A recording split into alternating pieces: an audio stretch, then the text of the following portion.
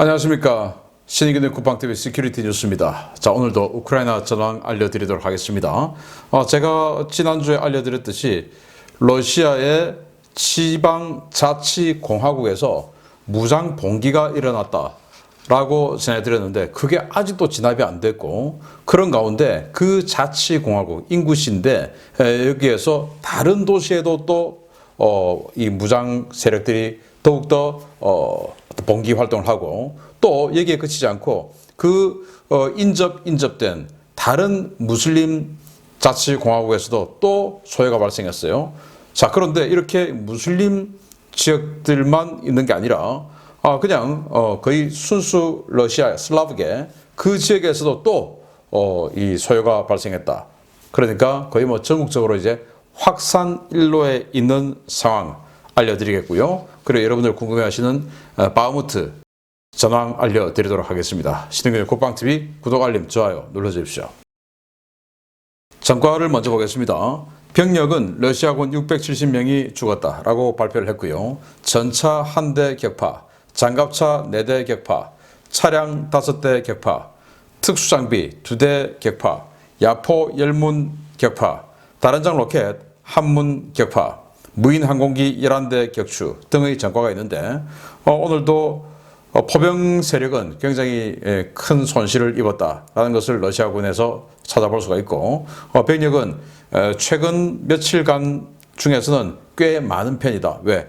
2개 대대 정도의 병력이 손실이 되었으니까요. 자, 그런데 이게 바흐무트 지역에서는 거의 지금 전투가 이루어지지 않고, 이 병력 손실은 아우디우카 그리고 마린카 이 지역에서 주로 있는 병력과 장비 손실이다 라고 알려오고 있습니다.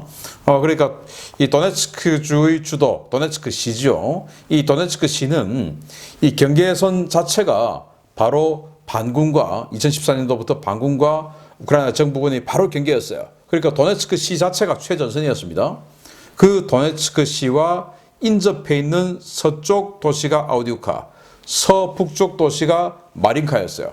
그 두 군데에서 지금 1년째 전투가 벌어지고 있는데, 여기에서 역시 또 큰 전투가 벌어지고 있고, 바흐무트는 지금 소강 상태다라는 겁니다. 자, 전선 상황을 보겠는데요. 크렘린은 곡물협정 이행 중단할 수도 있다라고 의혹을 했는데, 곡물협정을 통해서 인도주의적으로 우크라이나가 수출하는 이 곡물 화물선들은 이 흑해에서 회랑을 좀 만들어서 이 곡물 화물선들은 공격하지 않는 이런 협정을 체결했는데, 이거 이제 니들 배 이제 못 다녀. 니들은 곡물 수출 오직 육로로밖에 못하게 될 줄 알아. 이렇게 지금 협박하고 나섰습니다. 하여튼 얘들은 약속이라는 거 없어요.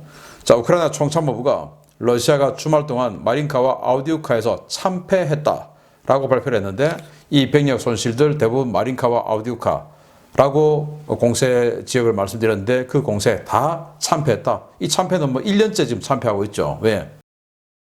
도네츠크 시라고 하는 최고 전략시에서 바로 경계선 바로 옆에 있는 그 도시, 지금까지 1년이 아니고 사실은 2014년부터 지금까지 공격했겠죠. 지금까지 9년 동안 10년 동안 함락하지 못한 게 바로 아우디우카와 마린카다라는 겁니다.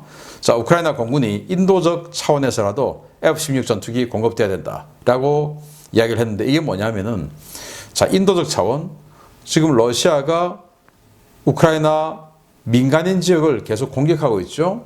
자폭 드론으로 공격하고 미사일로 공격하고 그러고 있는데, 이 자신들이 가지고 있는 지대공 미사일, 방공 무기로는 이제 한계가 있다라는 거예요. 왜냐? 이게 사거리가 정해져 있고, 뭐 그러다 보니까 또 국토는 넓고, 그러다 보니까 이 방공 무기가 없는 회랑 지역이 있는 겁니다. 그 회랑 지역으로 이렇게 파고들면서 무인 자폭 드론을 날려보내고, 또 순항 미사일을 이런 식으로 그 회랑을 다 알고 있으니까 날려보내서 민간인 지역을 공격하는데, 이러다 보니까 민간인 피해가 일어나지 않느냐. 자, 그러면은 우리는 이 지대공 미사일의 사거리가 닿지 않은 그런 것까지 다 초계를 하려고 하면은 결국 전투기가 전투 공중 초계, 이른바 캡을 돌아야 된다.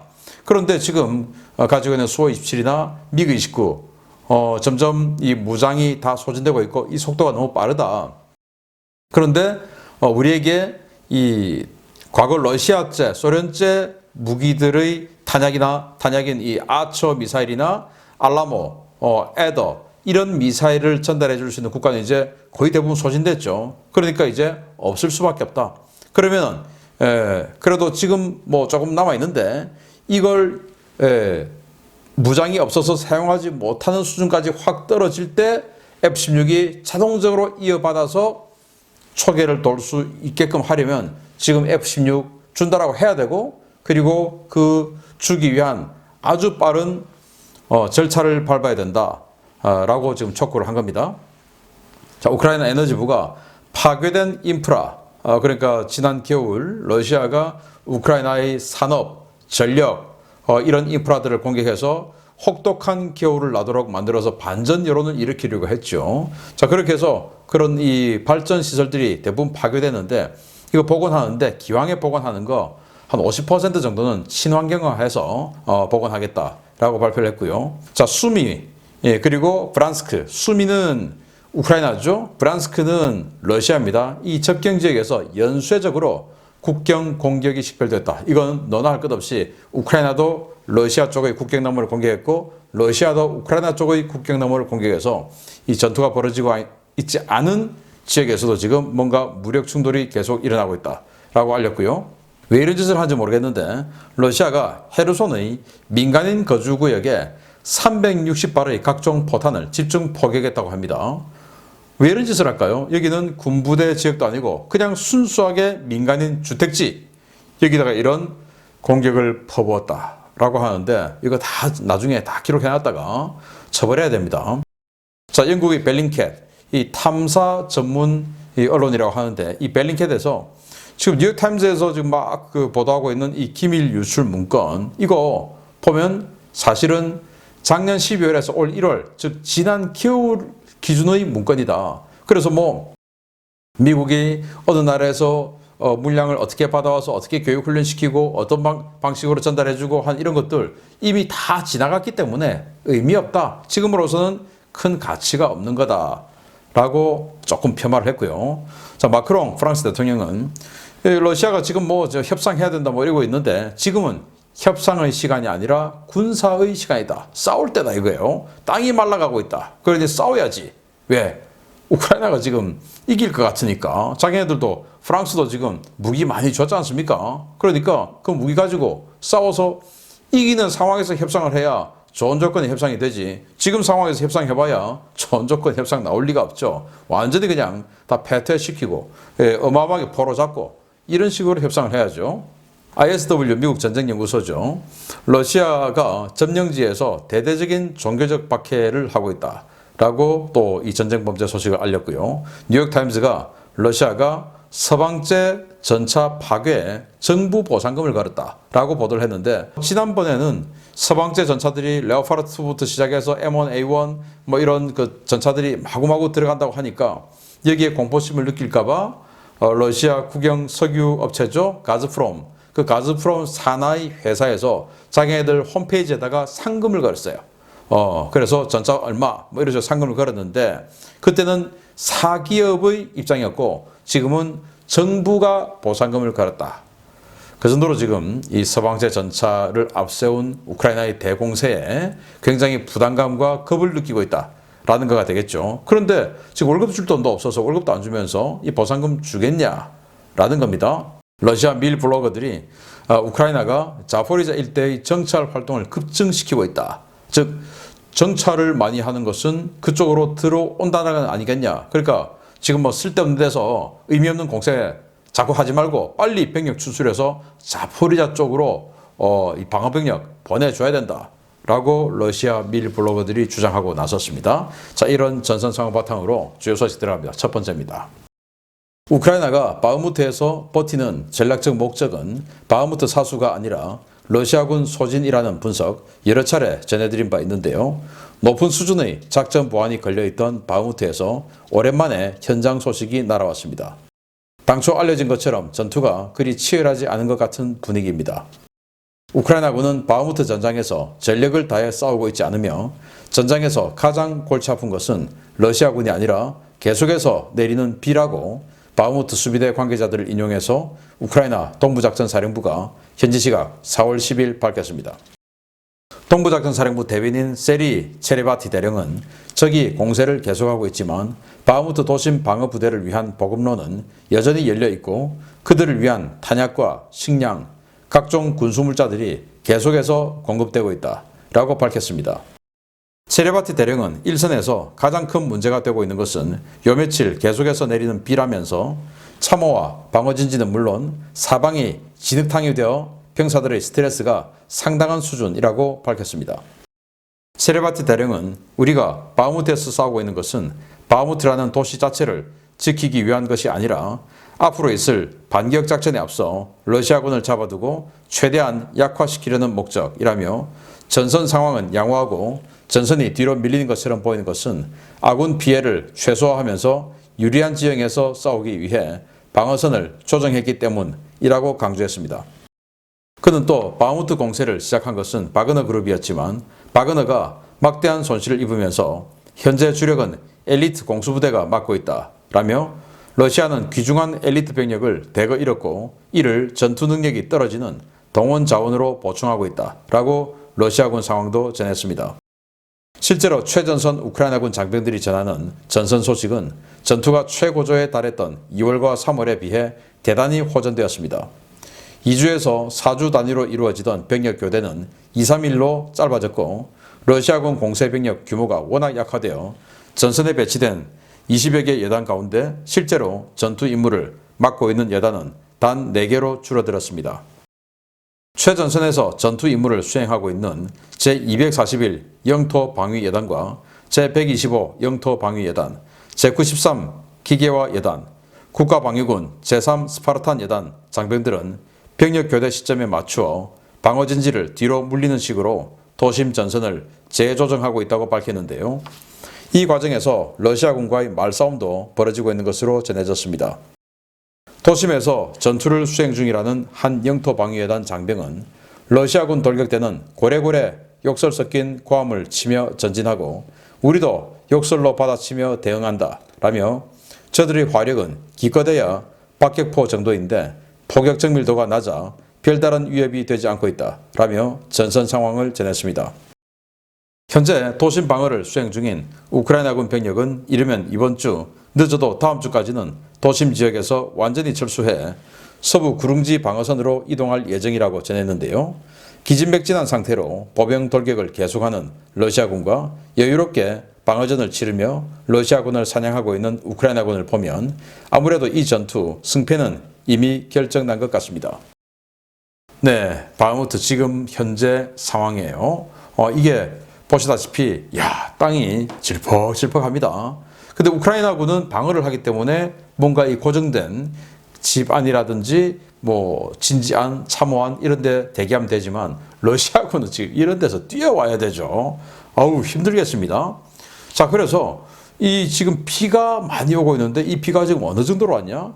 이 외곽 지역에 우크라이나군 참호 교통호예요. 여기 지금 이만큼 쌓여 있습니다. 비가 빗물이 이 정도로 지금 비가 많이 오고 있고 빗물이 빠지지 않고 있는 상황이다. 이러다 보니까 우크라이나군이 지금 대공세를 취하려 해도 라스푸티차, 이른바 이 라스푸티차 상황이라서 대규모 기계화 부대가 기동을 할 수가 없는 상황이다라는 거예요.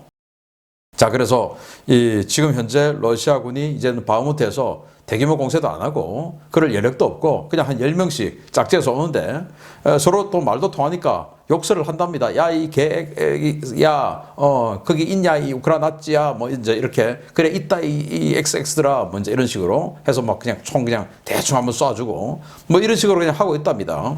그래서 이 지도상으로 봤을 때 뒤로 차츰 물리고 있는데 여기 있는 군인, 현장에 있는 군인의 피셜에 따르면 자, 이 정도 속도로 뒤로 물리면 빠르면 일주일, 늦으면 2주일 정도 되면 이 시내에서 다 빠지고 구릉 지역으로 우리 진지를 옮길 것 같다. 이렇게 이야기를 했어요. 아까 말씀드렸던 체레바티 대령, 바로 동부전선 사령부의 대변인이죠. 이 체레바티 대령도 지금 우리가 이 병력을 빼는 건 이제 할 일 다 했기 때문이다 그래서 병력 손실, 어차피 막으려면 병력 손실도 있으니까 그거 이제 뭐 의미 없다. 그동안 많이 잡아놓을 만큼 잡아놓았고 소진시킬 만큼 소진시켰다. 그래서 이제 뒤로 빼서 이 서쪽 지역의 고지대죠. 한 150에서 200m 정도 더 시내 지역보다 더 높은 이 고지대로 방어선을 옮겨서 고지전 방어전을 수행을 한다. 그러면서 이 지역의 병력을 잡아놓고 이제 대공세에 들어갈 때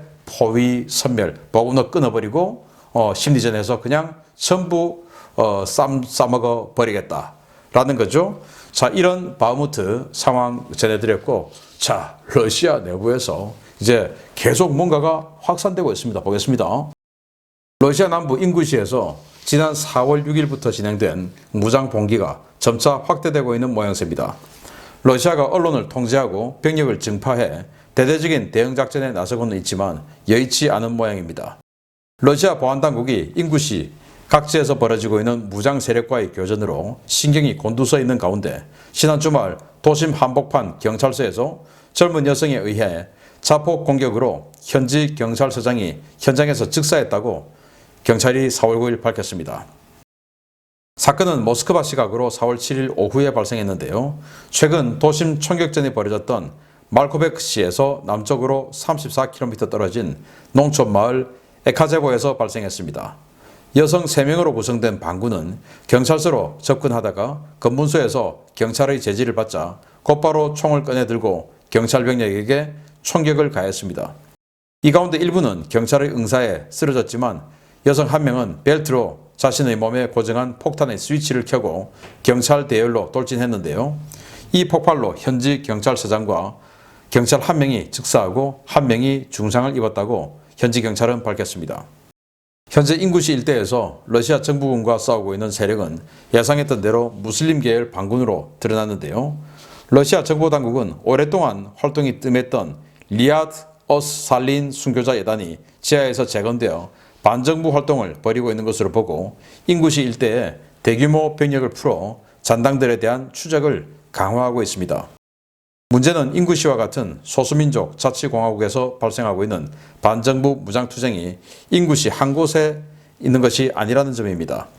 러시아 카프카스 지방의 러시아 보안병력이 인구시에 집중된 지난 4월 7일에는 카스피해 연안의 다게스탄 자치공화국의 수도 마치칼라 한복판에서 폭탄 테러가 발생했고, 우크라이나 수미 체르니유주와 가까운 브란스크주 지역에서도 무장 반군에 의한 정부군 습격 사건이 보고되고 있습니다. 브란스크 지역에서의 총격전 역시 지난 4월 6일과 4월 7일 발생한 것으로 뒤늦게 확인되었는데요. 브란스크주 포가르스키 지역에서는 무장 괴한이 러시아 연방보안국의 순찰 장갑차를 기습해 2명을 사살하고 총격전을 벌여 인근 마을 주민들이 대피하는 소동이 벌어지기도 했습니다. 러시아에서 이러한 무장 봉기들이 연이어 발생하고 있는 것은 소수민족에 집중된 강제 동원, 동원병력들의 열악한 처우와 높은 사망률, 각 부대에서 자행되고 있는 이슬람에 대한 모욕 등 그 배경도 다양한데요. 우크라이나 보안국은 이러한 무장 봉기가 무슬림 소수민족 자치공화국은 물론 일반 러시아 지역에서도 발생하고 있는 것이 상당히 고무적이라는 입장입니다.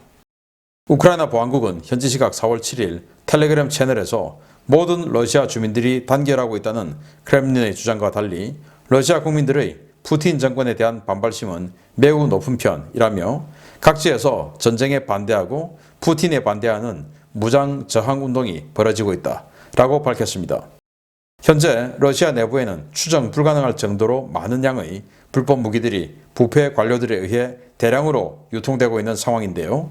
권력 중심부의 극심한 갈등과 분열, 그리고 분노한 주민들의 손에 쥐어진 무기들이 앞으로 러시아를 어떤 모습으로 무너뜨릴지 지켜봐야겠습니다.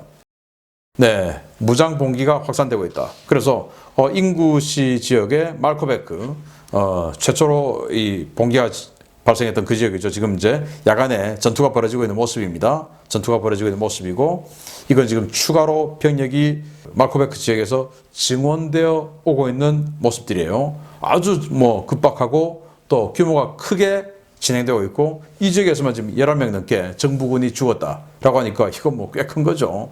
그런데 이제 이런 것들이 로이터에도 보도는 되는데 타스에는 전혀 보도가 안 된다라는 겁니다. 자, 이 상황들. 자, 발코베크에서 이렇게 소요가 발생했는데 그 아래 34km 지역에 있는 이 지역에서 여성에 의한 폭탄 테러가 발생해서 경찰서장을 포함한 2명의 경찰이 죽었다라는 거고요. 자, 여기가 이제 인구시 자치공화국, 무슬림 지역이죠. 여기 이제 그로즈니라고 보이는데 이게 바로 체첸 공화국의 수도죠. 여기가 체첸 자치공화국. 그리고 여기가 이제 다게스탄 자치공화국인데 여기서도 또 무장 봉기가 발생했어요. 이 마치칼라, 이 카스피해안에 있는 도시인데 여러분들 기억하실 겁니다. 작년 여름쯤에 무슬림 출신의 병사 2명이 병영에서 훈련소에서 총기 난사를 벌였다.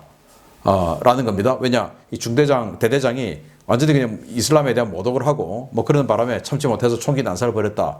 라는 말씀을 드렸는데 그때 그 병사들의 출신이 바로 이 다게스탄 공화국이에요. 여기서 다시 또 이제 소요가 발생을 했다라는 거고 이게 이제 이런 데는 그러면 이슬람 지역이니까 뭐 뭔가 그동안 차별 많이 받고 또 동원도 이런 자치공화국 위주로 강제 동원되고 그리고 거기 이제 해당 지역에 가서 모욕받고 종교적인 모욕받고 뭐 이런 식으로 했으니까 불만이 쌓일 대로 쌓여 있는 상황에서 터지고 있는 건데 자, 그런데 여기는 러시아 공화국이에요. 뭐 다게스탄 자치공화국, 뭐 체첸, 뭐 인구시 자치공화국 이런 데가 아니고 러시아 공화국이 프랑스 그 주입니다, 주. 바로 이 아래가 수미 주죠. 여기가 브란스크주. 여기에서도 발생했다. 그러면 전 러시아 전역으로 이거 러시아 공화국뿐만 아니라 러시아 연방 전역으로 확산되고 있는 상황이다. 반푸틴, 반전 무장 세력의 활동이. 그래서 이런 것들이 좀 더 많이 퍼져 나가기를 기대한다. 계속 알려드리겠습니다. 마치겠습니다. 감사합니다.